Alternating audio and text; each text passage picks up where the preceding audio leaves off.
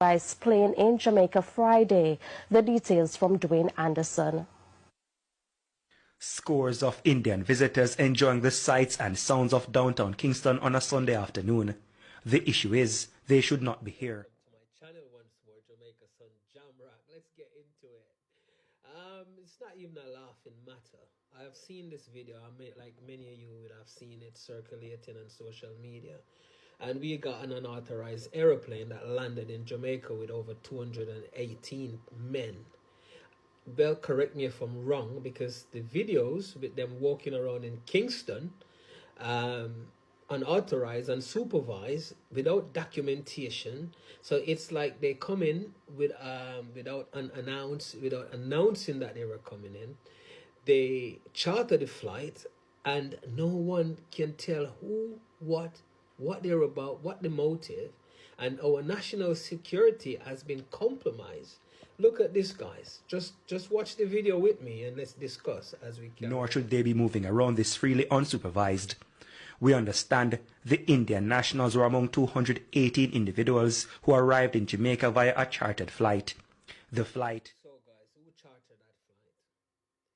Why is it Jamaica? How is it that they're so free to go around? And as you watch the video, there's so many questions popping up. It has been said that there is no detention center in the airport, or there's none that can accommodate 218 personnel. But guys, we have a defense force. Soldiers are very efficient. We have the National Stadium, and correct me if I'm wrong again, I have not heard or known of any thing taking place at stadium at this present time. Why couldn't the government get some tents up, get some soldiers on guard, get these people in them tents, investigate, refuel the aircraft, put them back on board of it, and send them to where they're coming from? Have we forgot 9/11? Have we forgot COVID? How things were just escalating and no one paid attention, and before you know it, the world was in trouble? No, national security is one of which we as a citizen have to take very serious. I know the government seems to be relaxed. I don't know how much money, if there was any money spent. I don't know who has been resigned or who got sacked. But somebody should. Minister of Security, Minister of Immigration and Customs. Come on now. How can this be? And why the destination is Jamaica, along with person of interest to the state, were on this flight? Come on, guys. Ask these questions, because these questions have not been asked.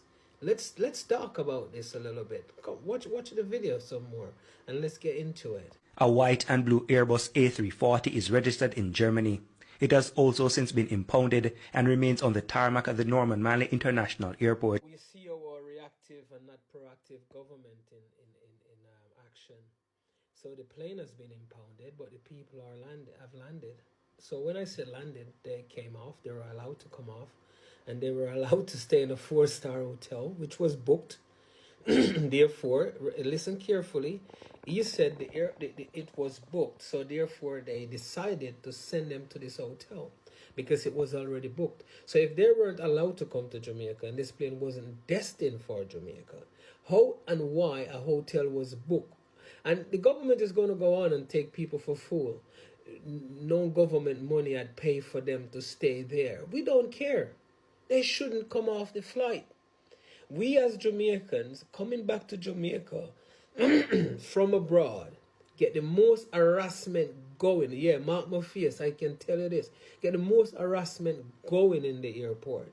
And these people turned up, not seeking political asylum, not running away from war, but decided that Jamaica would be the place they chartered this flight to. And you find out that the crew on board was German citizen, and the plane was registered to Germany. Come on now. Ask yourself this. You know that Barbados don't even accept Jamaicans like that. Grand Cayman you can't even turn up like that. And we are a part of the CARICOM. Imagine a Jamaican or a few Jamaicans charter a flight, and landed like that in an airport without authorization, without letting the airline or the aviation board know that we were coming, you know what we would get? We would get 2 fighter jets escorting us out of that airspace before they put that plane down. So tell me, Jamaican government, I know we do not have what you call an air force in Jamaica with F-16 and all these planes. But tell me, now they are on the ground, do you know their whereabouts? Do you know if these people are hardened criminals? Do you know if they're bombers? Do you know if they're planning to form a coup? Do you know if they bring any disease or virus in your country? Do you know if they're pedophiles? Do you know if they're rapists? Do you know who they are? Why is it that your system is so lack of following up? Why is it that you're so incompetent in anything, especially when it comes to money? And our people, we are too welcoming, and this is how we welcome Trojan horse in our back gardens. How do you know these people are friendlies, but yet they're on your street? In 4-star hotel, they are not visitors, they are not guests, they weren't invited, and we are tolerating of this, believing this is all right. You want to jump on a flight and go to India like that and see what happened? And beside the tit for tat, let's watch some more, because I have some more questions to ask. The aircraft and those aboard did not have the relevant approval, including the passenger manifest, to come to Jamaica. Law enforcement sources told our news center that the chartered airline also did not state it was arriving in Jamaica. Nevertheless, civil aviation officials allowed the aircraft to land. We were further reliably informed that the flight transited through Dubai, and they'd made a stop in the Egyptian capital Cairo, where an Uzbek national was picked up before heading to Jamaica. The Uzbekistan national, based on our checks, is of interest to government officials in the United States. There it goes. Tory come to home. So the Uzbek national was a person of interest to the United States. Okay. So you think America just flag people up just because they're smiling or because they're nice? Do you think so? The flight transited from India to Dubai, then to Egypt, pick up 2 passengers, and then onward to Jamaica. This is a big money flight. Well, Jamaicans, listen to me now. Take your head out of the entertainment for a little bit. Take this spliff out your mouth for a little bit. Take the rum out of your face for a little bit. Let's understand what just transpired. Let's just realize the precedence that has been set in regards to how people view our country as an established country, one of which should have proper borders that control their immigration, that controlled their national security, that is not easily bought. Oh, wow, I'm touching foot now. So, how this happened? And why today is what? Tuesday, and no one comes out apart from one lady, one minister. The opposition party is asking for answers, and no one has been saying anything. Mr. Prime Minister Andrew Holness, you need to start taking some people's job. You need to start being the man that you said you are, bro God. You can't just sit back and allow the breach and compromise of national security and think this is fun. Who is paying and who have paid for this flight? Tell me. Interestingly, another Uzbek national who also arrived on a previous flight was eventually detained when the authorities started investigating this Indian chartered flight. Now, after this flight with the Indian nationals arrived in Jamaica, there was a lot of discussion among the authorities on how to treat with the situation. It was eventually decided to allow them to deboard. This is where the problem is. They discuss what they're discussing. They talk to who they're talking to. And whoever authorized the deboarding of these nationals, these citizens from other country, that guy or that lady or that group of people shouldn't have a job today. Because you cannot tell me You are going to let go. Tell me, the flight didn't have a manifest. The flight wasn't planning and coming to Jamaica. Jamaica has no documents. There's no proper documentation, and you just release 218 fighting men in your country who is capable of who knows what, and you allowed it. You let them deboard. Mr. Prime Minister, Mr. Minister of Security, where are resignations letters, or who is stay at the 4-star Rock Hotel in downtown Kingston under police guard while the situation is worked on. Checks also revealed that the charter had no arrangement to take the passengers back to their destination. So this was a one-way flight. Hey, I don't know, for those of you who have traveled to the States, Canada, America, to wherever across the world, United Kingdom, do you know, as a visitor coming to this country, you need to show a return ticket for the first time?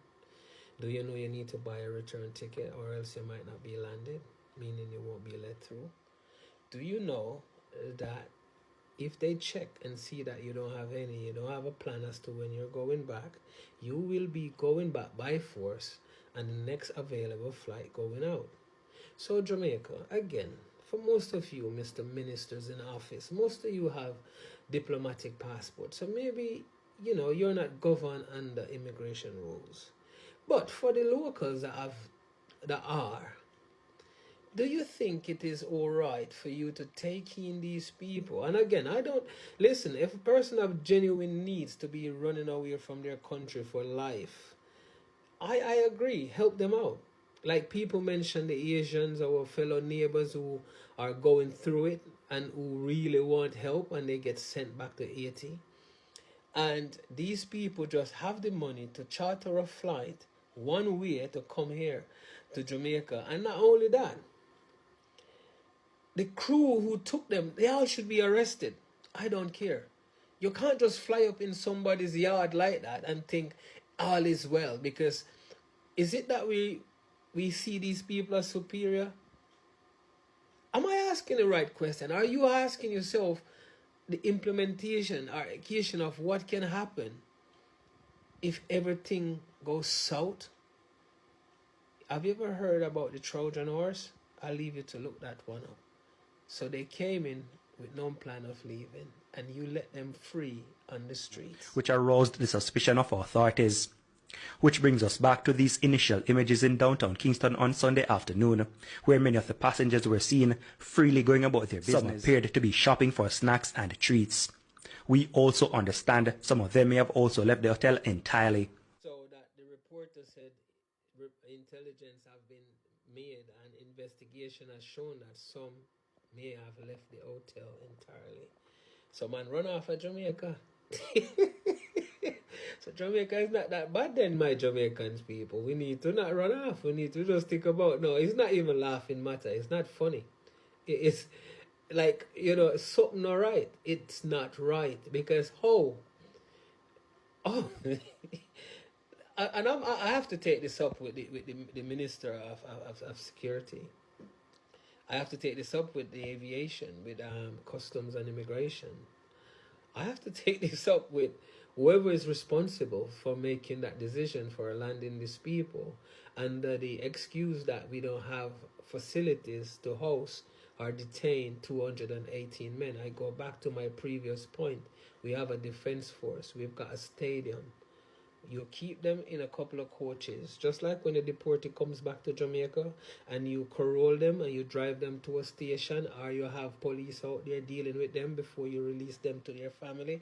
Put them in a few of that Knoxford Express buses, drive them up to stadium. You have manpower, you got soldiers putting up tents and camp cots, and you put them in there. So they'll soon be happy to go back, because Jamaica is not the sun beachy highland that you're just going to come and do as you please, and give it a couple of years or a couple of months when things start going off, suicide bombing, or I'm not saying they are, but I don't know. None of us know. When our little girls start getting taken away or ravished or something like that, and even our little boys, and we believe this is all right, Jamaica. No, honestly, do you believe this is all right? This is not all right. This cannot be all right. And Mr. Prime Minister, every time you come up, you're thinking you're bullying your own citizens. I think this, you need to look in the mirror, because something is not right. Something is not right. Who get paid to let them in? Who chartered the flight? Why are they not going back? What are they running from? What are their motives? Can somebody explain? When we pressed our sources on why they were allowed to go to a 4-star hotel, we were told that Jamaica has no detention center at the airport and no space in our remand center for so many people. Our source added that the passengers actually booked to stay at the hotel. They, however, did not pay for the rooms, but the source says that's why officials allowed them to go there. Dwayne Anderson, TVJ News. Meanwhile, in a related development, TVJ News has learned that the German embassy is now involved in the matter, as the crew members are German nationals. The aircraft is also German-owned. The sources told our news center that members of the German crew are upset as they did not plan to stay in Jamaica for an extended period. We were informed that the plan was for the crew to fly the charter with 218 passengers to Jamaica and then depart. The crew contacted the embassy here in Jamaica, Kingston, yesterday, which